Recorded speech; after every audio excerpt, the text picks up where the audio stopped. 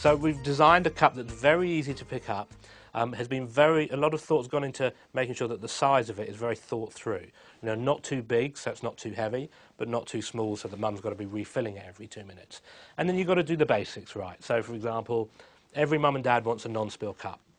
However, most of the non-spill cups out there are not right for babies making a transition from bottle to the cup, because they've gone from a bottle where they don't have to suck, going to a cup with a lid, and now all of a sudden, what's this sucking business going on? Now, much easier if you're, a breast baby, but if you were a bottle baby, making that transition is that much harder.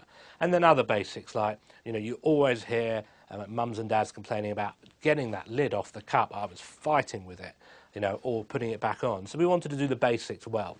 So what we've done with our cup is the first thing is you'll see, I'll just take this lid off here, you'll actually see that it leans towards the baby.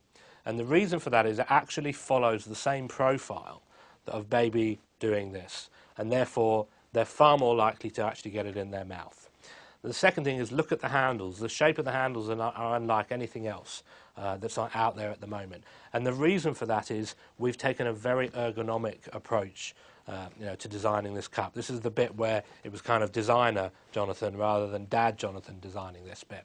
And then we've also gone with a much easier non-spill valve, which is something called a slip valve, which works very simply that when the baby puts their mouth over the silicone teat, it distorts it and actually opens up a gap, making it much more like a bottle. So it's just much easier to use. So this is one way to use it. It's with handles and it's with a teat.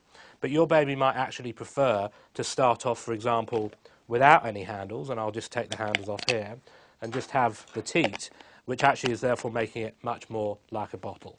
It's still leaning towards the baby, so it's actually still following this movement. So that's another way to use it.